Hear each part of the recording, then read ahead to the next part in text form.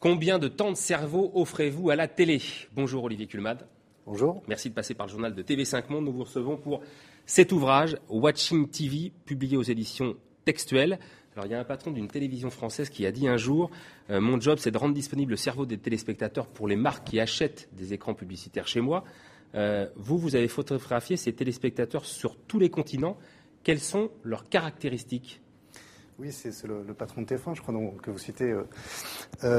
Oui, la caractéristique, effectivement, c'est une grande passivité. Et moi, c'est ce qui m'a intéressé dans ce projet, c'est d'essayer de voir à quoi on ressemble quand on est devant la télévision. Et de le voir à une échelle un petit peu large, c'est-à-dire dans plusieurs pays. Et effectivement, on est dans un état qui est d'une telle passivité qu'on est a priori avec un temps de cerveau disponible. Vous avez fait quel pays ? Alors j'ai fait 3 pays principaux qui sont 3 pays où j'ai habité, qui sont le Maroc, l'Inde et les États-Unis, où j'ai passé de plusieurs mois à une année. Et puis après, il y a quelques pays qui se sont ajoutés, où je suis allé plus brièvement, qui sont la Chine, le Nigeria, le Mexique, le Royaume-Uni, la France. Je crois que j'en oublie pas. Voilà. Lettonie, Lituanie, il y a une photo de chaque, effectivement. Oui. Est-ce que les gens vous accueillaient normalement ? Comment s'est passé votre travail ? Comment vous avez fait pour rentrer au cœur du foyer, que ce soit aux États-Unis, au Mexique, au Nigeria ou en Inde ?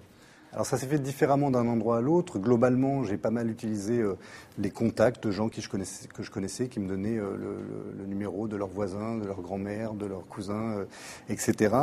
Il y a certains pays comme l'Inde où le rapport à l'image est très différent, où là j'ai fait un peu du porte-à-porte, c'est-à-dire que je marchais dans la rue et à l'oreille, quand j'entendais une télévision, je frappais chez les gens en expliquant le projet et généralement les gens m'accueillaient chez eux et étaient donc déjà en train de regarder la télé, ce qui facilitait la tâche évidemment. Alors vous m'avez dit avec surprise, en tous les cas moi avec surprise, je le prends comme ça, que les gens ne vous posaient pas de questions sur votre travail. Ils trouvaient ça même à la limite, j'allais dire normal. Enfin vous n'aviez pas de questions ? Non, généralement les gens étaient surpris parce que ne voyaient pas l'intérêt de les photographier, mais souvent acceptés parce qu'après tout, ça ne leur posait pas de problème d'être photographiés, notamment en Inde où les gens ont un rapport à l'image très simple, ce qui est moins le cas en France ou au Maroc par exemple, où ça a été beaucoup plus long de convaincre les gens et de pouvoir aller dans leur intimité, de pouvoir passer du temps avec eux. Mais effectivement, que les gens ne comprennent pas le projet, c'était presque un avantage pour moi en fait, que les gens ne prennent pas conscience de ma présence, du fait qu'il y a un photographe, du fait que quelqu'un était en train de les regarder en réalité. L'idée d'opium du peuple, ça vous semble vraiment être ça, la télévision aujourd'hui ? La télévision, oui, ça a une force d'attraction extrêmement puissante. Mais la télévision, ça peut être extrêmement néfaste comme ça peut être très positif. Oui, parce que c'est ni un bûcher, ni une sanctification de la télé, c'est juste simplement un constat. Exactement, j'ai aucun jugement et je me considère moi-même téléspectateur dans cette série. Mes enfants sont en photo dans le livre. C'est pas un regard sur les autres, c'est un regard sur nous-mêmes. Et c'est vrai qu'il n'y a pas de jugement dans ce travail-là. Et encore une fois, la télé peut être positive comme négative et la façon dont on la regarde peut être intelligente comme peut être complètement débile. Chacun en fait un peu ce qu'il en veut, quoi. Vous dites d'ailleurs, en fait, je n'apporte pas de réponse. Je veux que ce travail-là, en fait, questionne les gens, les interroge. Oui, alors ça, c'est d'une façon générale. Moi, ce qui m'intéresse en photographie, c'est pas de montrer quelque chose ou encore moins de démontrer quelque chose.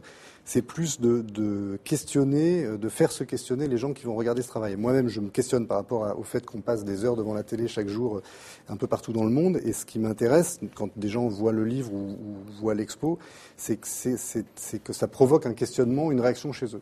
Oui, parce que en fait, le livre est tiré d'une expo, ou l'expo est tirée de livre, je ne sais pas, mais pareil, le même thème, Watching TV, une expo d'ailleurs que vous aviez associée avec un autre travail que vous aviez fait à New York. À chaque fois, on en parlait, c'est un regard sur le contre-champ, vous regardez les gens qui regardent en fait.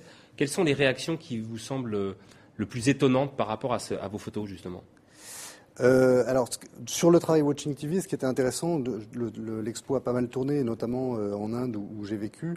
Les gens, il y a un effet miroir qui est évident. Donc, les gens se reconnaissent et réagissent et se reconnaissent dans quelque chose. Enfin, ils ne pensaient pas pouvoir se voir comme ça, en fait. Et j'ai déjà vu plusieurs personnes au sein de l'expo me dire, tiens, ça c'est moi, en montrant un Américain ou un Marocain ou un Indien, mais pas forcément quelqu'un de similaire dans le mode de vie, mais similaire dans l'attitude qu'ils pouvaient avoir devant la télévision.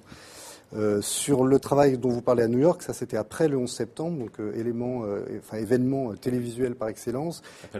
Après les attentats du 11 septembre il y a 10 ans, j'étais allé à New York parce que je l'avais vu à la télévision et parce que je n'arrivais pas à percevoir la réalité de l'événement.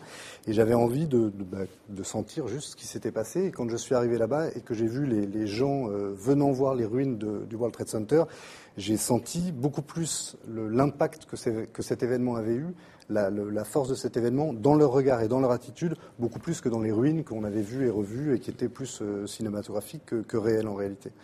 1892, c'est la création du premier tube cathodique, j'ai un peu recherché. 1926, c'est la date officielle de la première création d'une télévision. À votre avis, aujourd'hui, quel est le média qui pourrait vous offrir la possibilité de faire un travail similaire à celui que vous avez fait là ? Alors, l'ordinateur ou les jeux pourraient être le cas. C'est vrai que pas mal de gens, et c'est quelque chose dont j'étais pas conscient quand j'ai commencé le travail en 2004, mais pas mal de gens m'ont dit c'est marrant parce que ce travail pourrait être presque un travail qui clôt la télévision parce que vraisemblablement elle serait appelée à disparaître, en tout cas sous la forme qu'elle a actuellement, c'est-à-dire une forme où on est passif à part la télécommande, on n'a pas le pouvoir d'aller choisir les images, d'aller de cette interactivité qu'il peut y avoir avec l'ordinateur. Donc je ne suis pas du tout spécialiste là-dessus, j'en sais rien, mais c'est vrai qu'il est possible que ce soit quelque chose qu'on ne pourra pas voir dans 10 ans ou 5 ou 15, j'en sais rien. Est-ce que vous vous imaginez, par exemple, en train de photographier des gens au téléphone, vous savez, avec les smartphones aujourd'hui, le fait d'avoir des écrans tactiles, est-ce que ça vous semble plausible ? Pourquoi pas ? C'est vrai que j'ai pas envie de décliner, après quand je fais un travail, j'ai pas envie de le décliner. Ces deux travaux dont on parlait là, c'est deux choses qui sont différentes pour moi et que j'ai fait pour des raisons différentes, même s'il y a quelque chose de commun dans les deux. Mais j'ai pas envie de décliner la chose sur l'ordinateur, le téléphone, etc. Après, ça dépendra de moi, la façon dont je pourrais réagir à certaines choses que je verrai dans l'avenir. Mais j'ai pas envie de le décliner trop non plus à l'infini. Vous êtes photographe de presse depuis 1992, vous travaillez pour différents journaux, il y a eu Le Monde en France, Libération, il y a aussi des journaux étrangers, vous m'avez dit Newsweek. Vous dites vous intéresser au quotidien, comment est-ce que vous ramenez ce quotidien dans l'information ? Par exemple, demain, si vous devez couvrir un conflit, qu'est-ce que vous allez produire comme image pour faire sentir ce qu'est ce quotidien terrible ? Alors c'est une bonne question parce que justement en termes de photographie de conflit, il y a très peu d'approches photographiques différentes, ce qui n'est pas le cas dans d'autres domaines, ou même par exemple la photographie de sport, il y a des approches qui peuvent être extrêmement différentes. Moi, j'avais fait partie du jury du World Press il y a 2 ans, au moment des JO à Pékin, et il y avait donc des milliers de photographes, mais malgré tout, on pouvait avoir des regards très très différents de l'un à l'autre sur un thème qui est le sport, alors que sur la photo de conflit, il y a peu de choses, et on l'a vu là récemment avec tout ce qui s'est passé dans les pays d'Afrique du Nord. Je connais pas mal de photographes qui ont travaillé là-bas. Il est extrêmement difficile de sortir de la photo de manif, par exemple, de photos spectaculaires. Or, moi, dans mon travail, j'aime bien être dans l'anti-spectaculaire, dans le normal, dans le quotidien, dans ce qui a priori n'a pas d'intérêt.